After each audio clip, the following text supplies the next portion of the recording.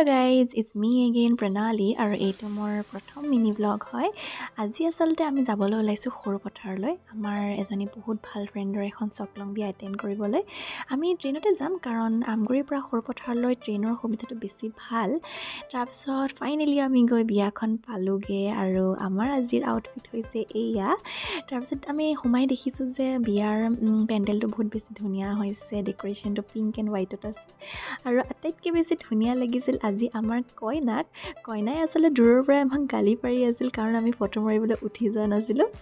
তাৰপিছত বিয়া এখনত মানুহ যিটো কাৰণে যায় খানা খাবলৈ গ'লোঁ। খানাটো বহুত ভাল আছিল, চুইটছত কাষ্টাৰ্ড আৰু লালমোহন দিয়া হৈছিল। তেনেকেই তাৰপিছত আমি বিয়াখন দৰা অহালৈ ৰখি নাথাকিলোঁ, গুচি আহিলোঁ সোনকালে। আহি পিনি ৰাতি সৰু পথাৰখন অলপ ঘূৰিলোঁ, ইফাল সিফাল কৰিলোঁ। তাৰপিছত সিমানেই, পিছদিনা পুনৰ ঘৰ মোৱা হ'লোঁ, তেনেকেই আৰু